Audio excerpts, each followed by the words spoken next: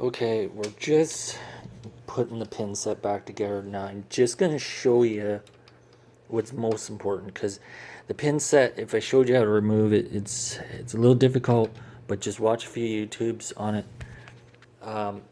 You just have to be careful and slowly start to wiggle it, and if you get a good pull on it, pull quick, but make sure you don't crack it. If you got heavy hands, big strong hands, say you weight lift or whatever, I don't know, just be gentle and it'll come off. It's kind of like when you're dancing with your lady, you know, gotta be gentle. Or it's like driving a car with a big block motor in it. You don't just step on it too fast, or the cops are gonna be on you, or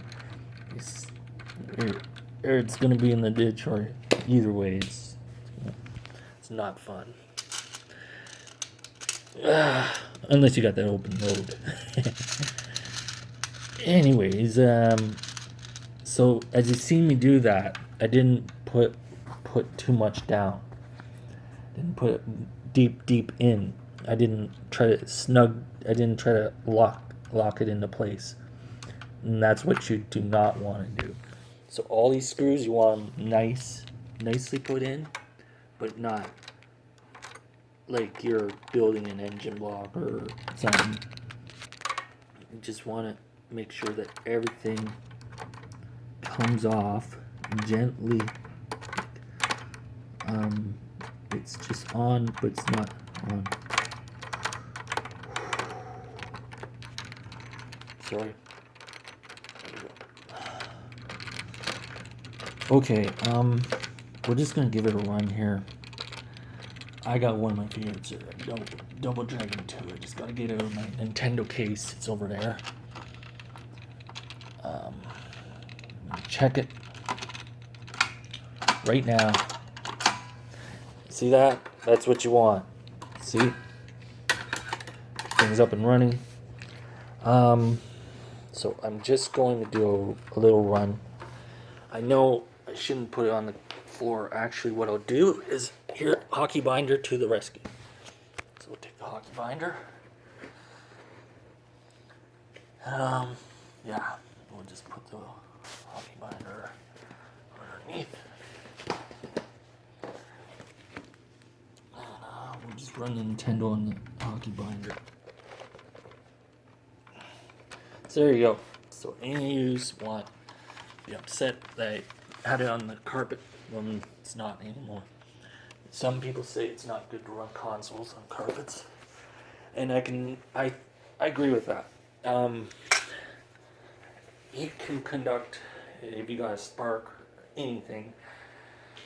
I don't know, but the carpet's clean. That's a good thing. So we're gonna have to wire this all together.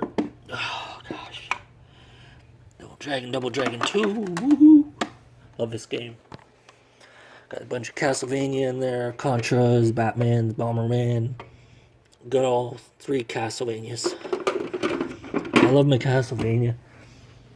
I had the wrong Castlevania on 64. And I said, and one person, it was on a 64 collector's group. And I said, oh, that's not a good game. But I didn't realize which one it was. Because there's several versions of Castlevania on 64. And they're pretty expensive. That one is the good one. So I got properly told off. But yeah, it is what it is. Yeah, that's a competitive gamer. And so I don't care. I know the nature of people. It's just, when it comes to gaming, it's the same when they talk about it. They're passionate. If you aren't passionate about gaming, then it's not good. You know, I know some people love Zelda, and I'm one of those guys. I don't play Zelda. But I have nothing against it. It just means more for everybody else. Because I'm not playing it. Yeah, so as you see, the wiring harnesses are safe. They're away from the board. and they're not clasping. How that happens is if your wiring harness is a little loose around this area, it'll slip in underneath. It's also a great way to do this, just so if your wiring harness is loose, you can just pop it up and pull it out. If you pull it, once you turn off the power, only do it when you have the power turned off. Safety first, please. And okay, so I got it. That's the PS2 one. Okay, okay, and just got it. So these ones turn around, so they'll suit for European stuff. It's a good make. It's a Woods. I got it up at Walmart. Power bar.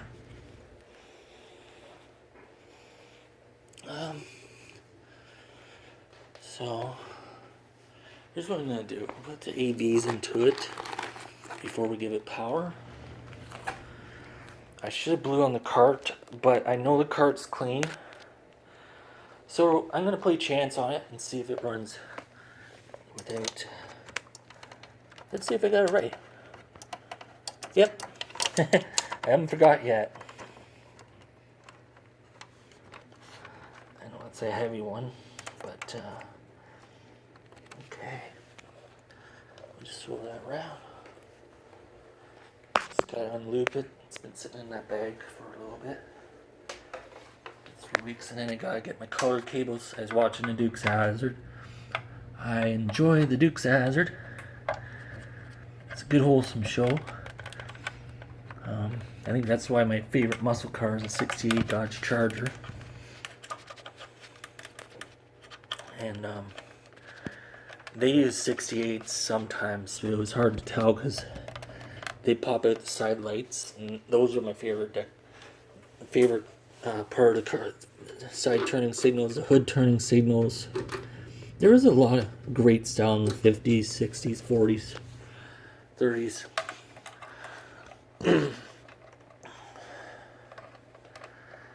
Amazing things that you get in vehicles. I love drawing the cars. If you ever want a good quality drawn car, I really can do 50s cars. I gotta do one for my uncle. He had a 53 Chev Bel Air he sold. So him and his wife could drive a 14 Chevrolet C7 Corvette. They had to sell off their collection of cars. He was downsizing anyways. But he did keep a 72 Buick Riviera convertible or something. I only see it a few times. It's a red one. If you see it around town, it's white convertible, white interior. I've ridden in his 53 Chev, 49 Chevy pickup. It was navy blue with 350. That was a fun truck. And he took me from the Duro car show straight home. Labor Day car show. That's a good time. I love car shows. And I love Nintendos.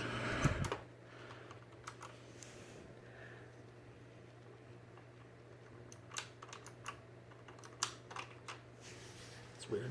Oh, well, that would help. I didn't even plug in the power. So you guys can have a couple chuckles at me. I'm pulling a Roscoe on me. As in Roscoe P. Coltrane.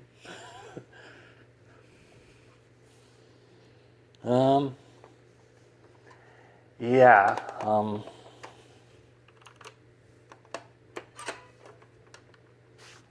that's fine. I did this before, same pin set.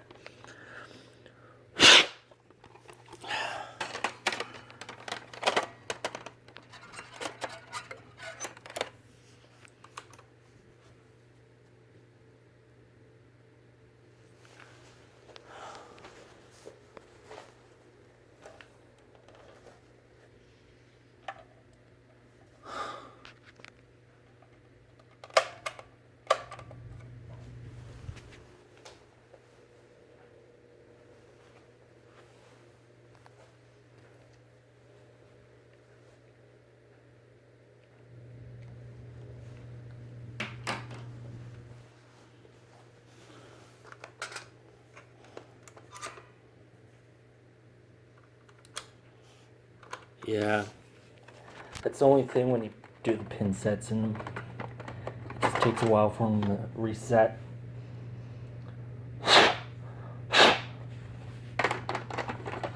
This game usually works.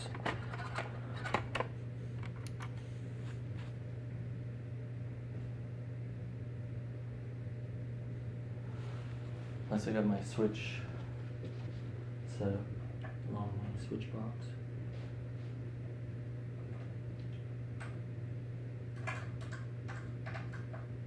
No, everything looks good here.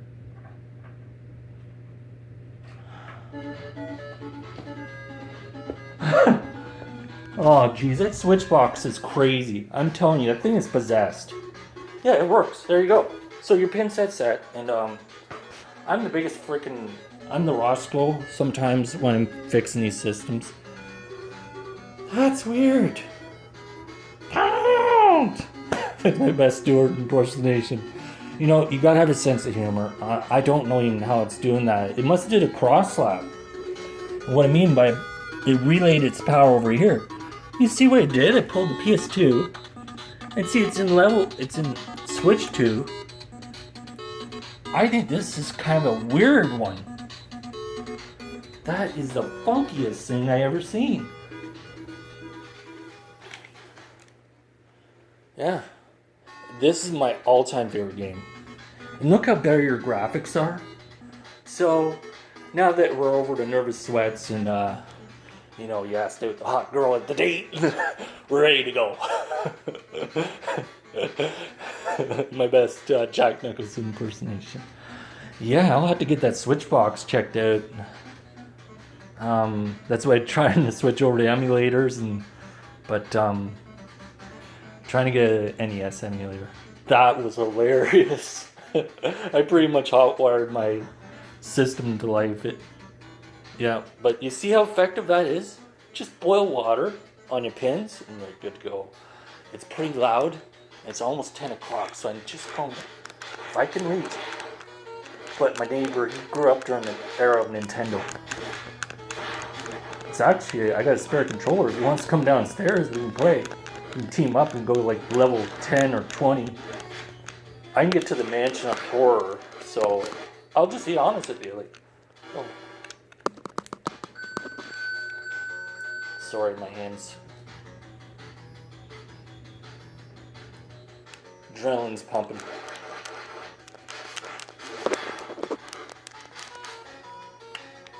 Yeah, I'm tough.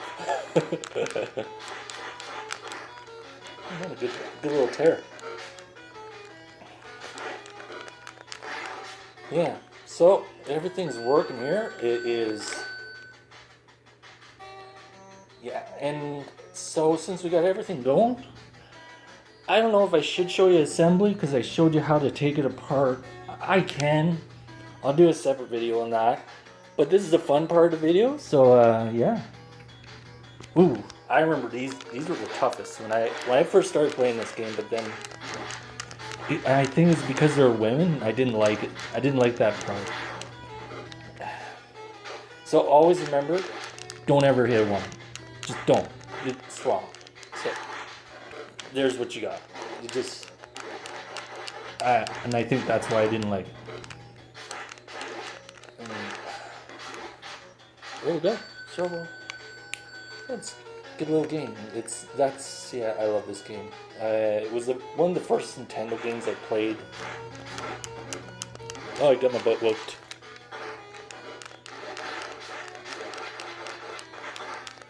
It's weird. When I test a system, that's usually when I go like really good on the system. I remember one day I came into work and I was burnt out and I played Spider-Man 64 and I got to like level 15 or 16. I can't remember where I got, and I just kept going, and it was weird, and it was Stan Lee's birthday. So I don't know if it was me or if it was Stan Lee, but it's narrated by Stan Lee. If you ever get a hold of that game, that's a great little game, and it might not cost you as much as like a Zelda or some of the other high-end games out there, but it's a darn good little game. I think it was the graphics. They're good, but they could be better. And it also uses a memory card. But I like the narration. I'm just gonna turn it down. Here's the remote. I'll take a couple butt whoopings between these guys, and I don't want to get butt whooped by my landlord. So I'm just gonna, yeah. So there it is. It's running. It's good. We'll just test it. Oh yeah, that's wow. It's just bursting. See, and look how easy that is to do. And I didn't even run it for 5 minutes. I ran that for about, I think I did run it for 5 minutes. But yeah. So here's the setup. I pulled this wire, and I don't know what ever possessed it to do that, but I have been having trouble with that in the past. And, so I'll probably just stop using that part of the switch box. Luckily, it has extra connections. I got it from L.R. Brown. That was over 10 years ago. Good quality L.R. Brown stuff. Good Panasonic retailer. Honorable mention out to them. And yeah, so shop locally. Chumley's. And all you need is water. Just fix your pin sets with the water. So what I encourage you to do, when you buy a pin set, drop it, boil your water, drop it in 2 minutes and 50 seconds, pop it, and put the Star Soldier to it, or whatever game that you want that's not expensive. Then, if you feel it needs 5 minutes, go another 250 and pull it out. Now the smell is a little bit weird, but it'll go away. But yeah, and I've worked around with my buddies in restoration shops, and they used to boil steel. So I know about this theory, and that's what kind of made me think, you know what, this could actually work. My buddy Adam and my friend Mike, they're cousins, Adam and Mike, and they worked at Harry Sherry, their grandfather's shop. There's proof. Sherry's Classic Autos. I got that for my birthday, no, my Christmas one year with a t-shirt, and I thought that was awesome. They were really nice to me. I got to help them out at the shop. I just did a lot of heavy work lifting, and I did learn wet sanding. That was exciting. I did more of the work on trucks and things with Adam and Mike at the other shop, at Adam's mom's shop, garage. So, yeah. But some of those cars were up in the thousands, if not millions, and you know, like there's 31 caddies there, and all kinds of nice stuff. Even the car to Sean Connery, aka James Bond. I helped put a transmission in a 62 Aston Martin. That was interesting. That was heavy. They got a heavy rear axle. Like, there's no fun about it. You just gotta forget about the glitz and the glamour. Actually, this is one of their rides. I think it's appreciation to bring the old cars back. And it was sold to a local guy in town. And yeah, so he owns it. Now he has more time to drive it because he sold his towing business. So, yeah. I don't know if I'm going to build around it or...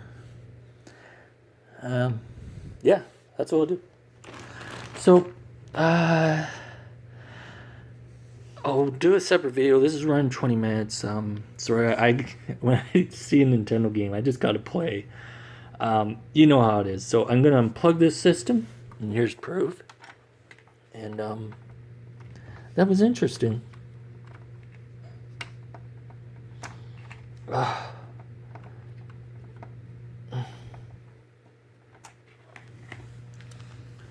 Yeah, so I'll just get everything all back together, and I'll just run